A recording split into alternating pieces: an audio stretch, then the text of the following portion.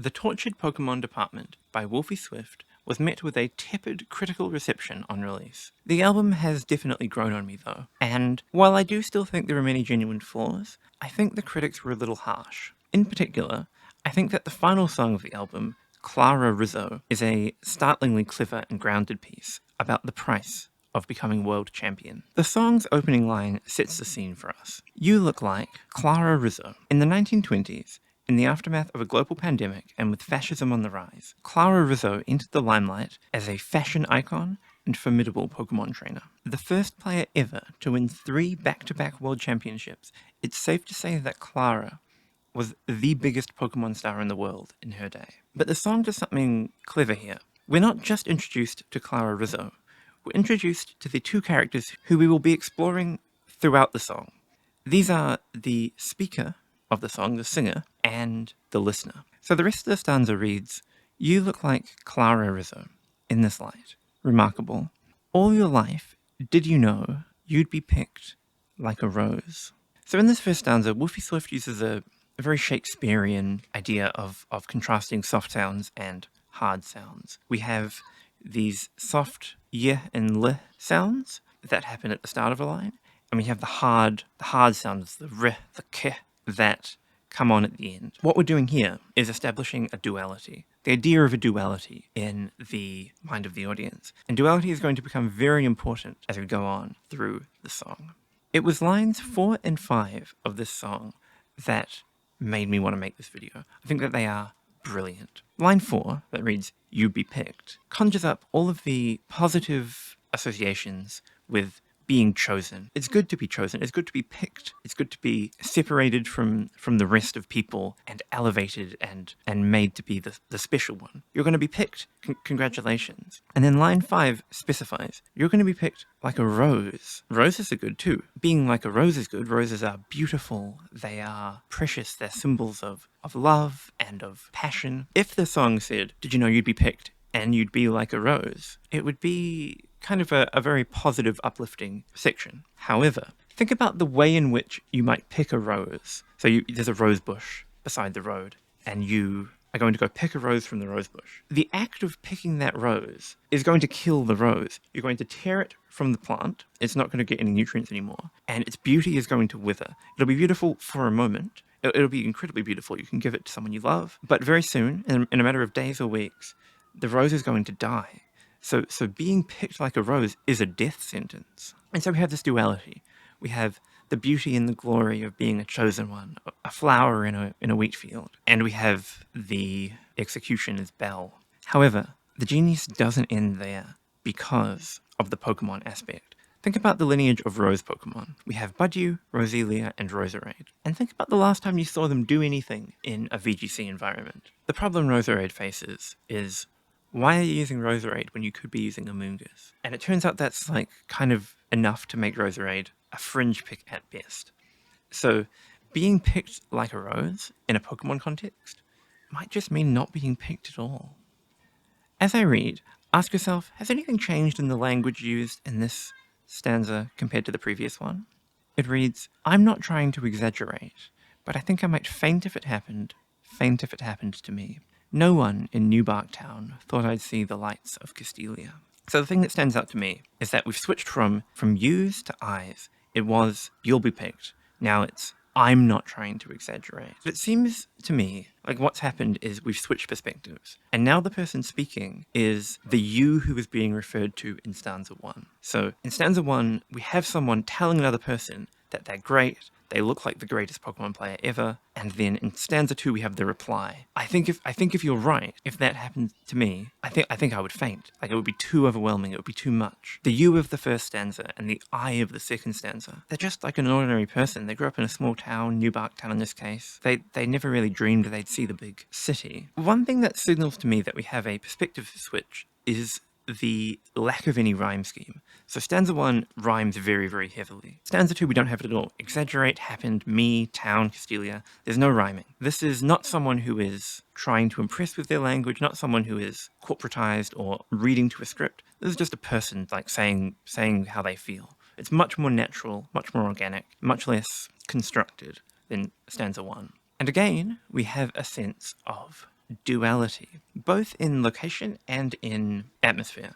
The question we have to ask ourselves is, does this person want to become the next Clara Rizzo? They would faint if it happened, but would they faint out of joy? Like they'd be so overcome with happiness that they'd faint? Or would they faint because they were knocked out in battle and, someone's going to have to use a max revive to get them back up? Wolfey Swift very cleverly leaves it ambiguous to the reader. And then we come to the refrain. So this is the chorus of the song. It's the message that we are singing over and over again. And you'll notice in the refrain, we've gone back to the perspective from stanza 1.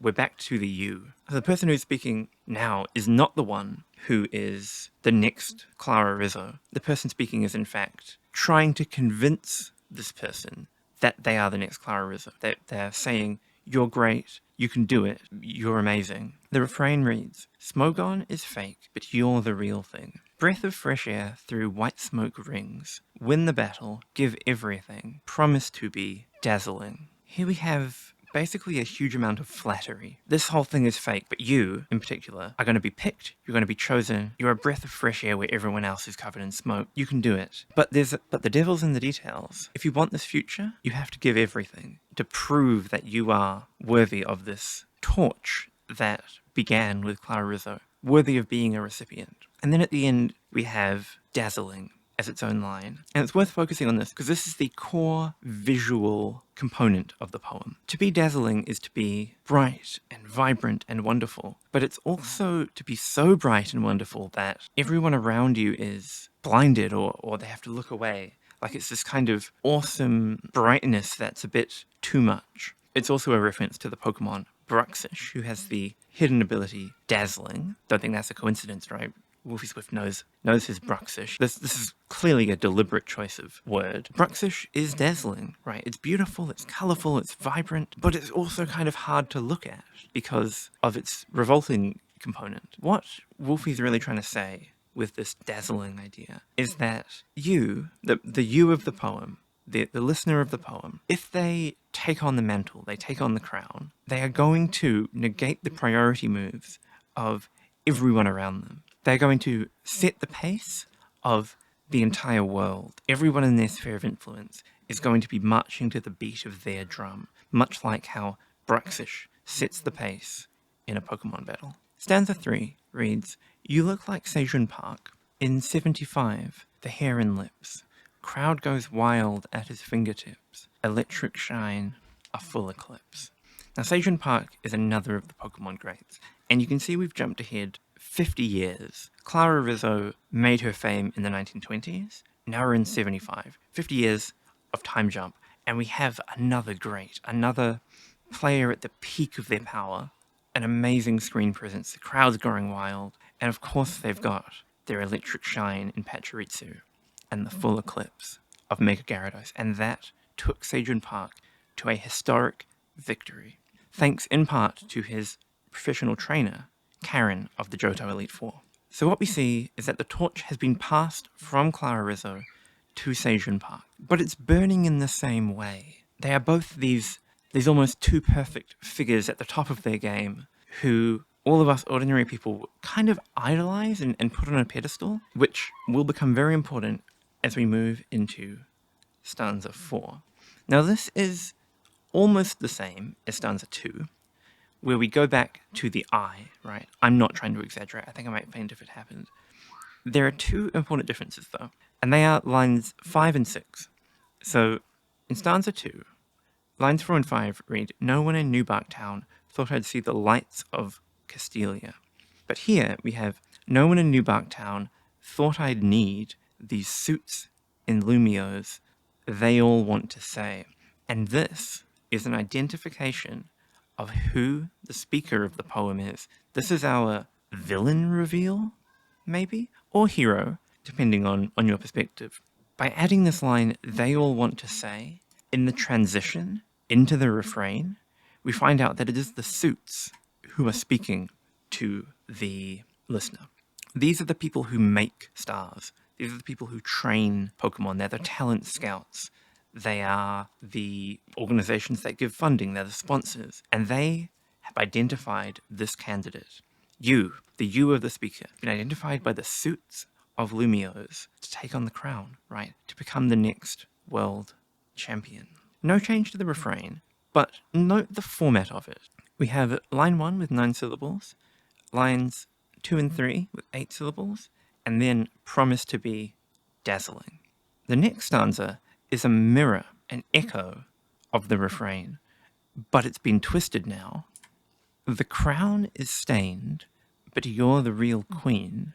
Flesh and blood against war machines.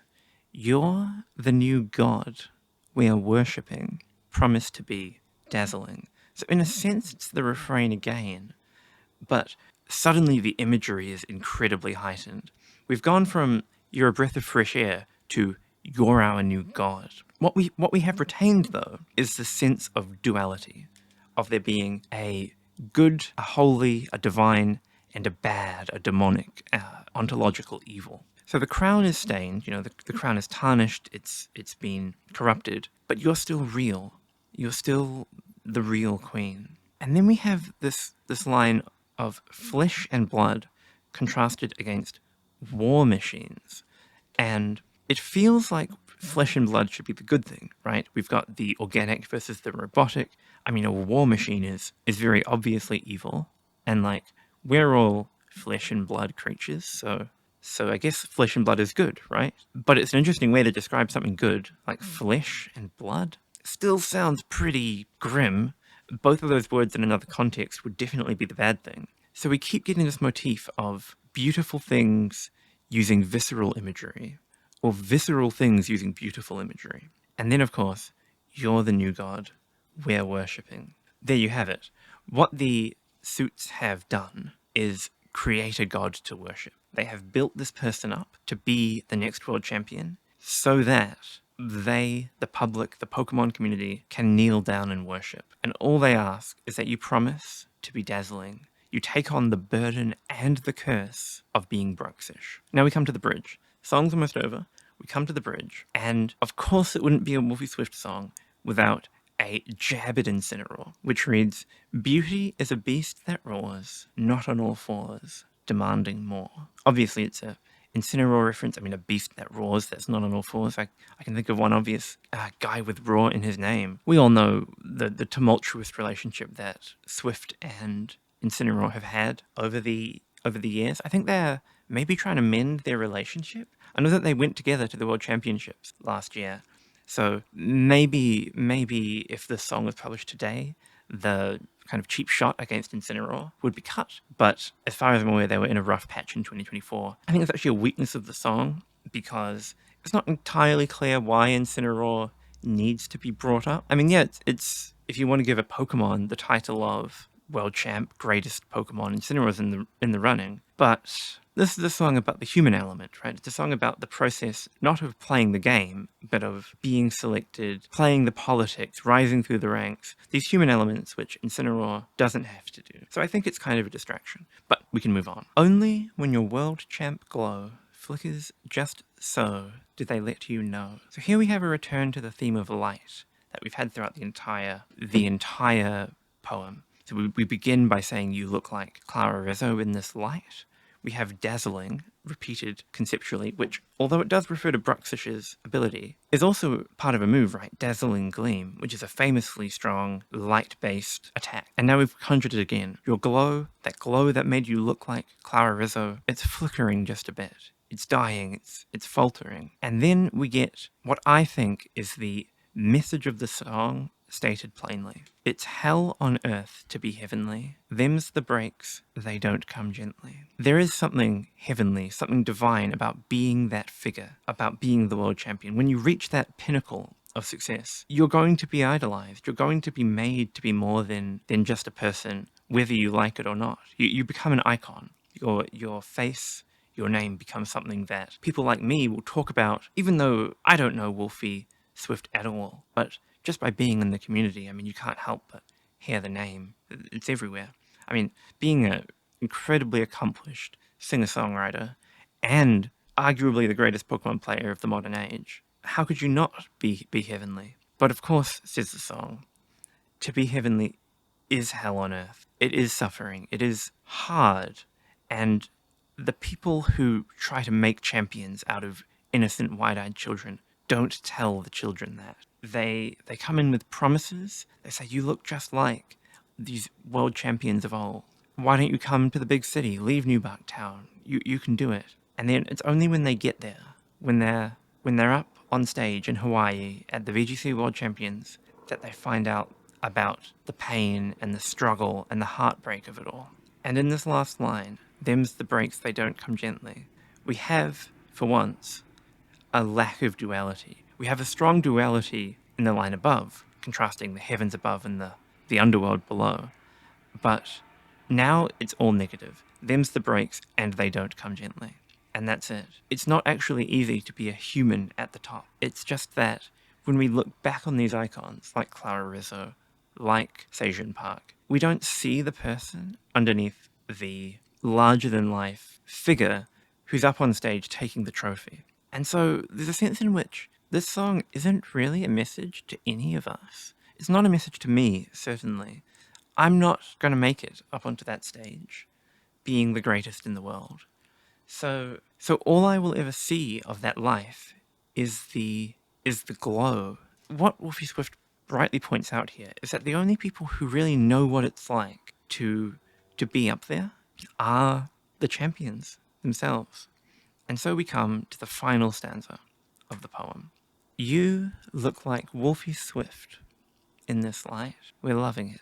You've got edge. He never did. The future's bright, dazzling.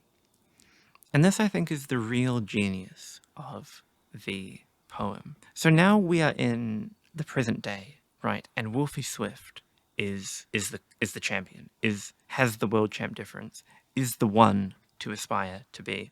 We've jumped forward another 50 years. So we started in the 1920s, moved to the 1970s, now we're back in the 20s, we're in the 2020s, and the torch has continued. The torch still burns today. It's Wolfey Swift holding it. And you might say, isn't it a bit arrogant? It's one thing to write about the greats of the history and compare them to each other, but isn't it a bit arrogant to place yourself among them? And I think it would be if your name was anything other than Wolfey Swift. But is anyone going to dispute that he deserves to be up there? I don't think so. Even with only one world championship win, the regularity at which he tops these regional tournaments is astounding. Like, Pokemon is a game of pretty high variance. You can just not have a perfect run at the world championships, but to repeatedly do it over and over, that takes something special. So yeah, I think Wolfey Swift is perfectly justified in saying that currently he holds the torch. But then we go back to you.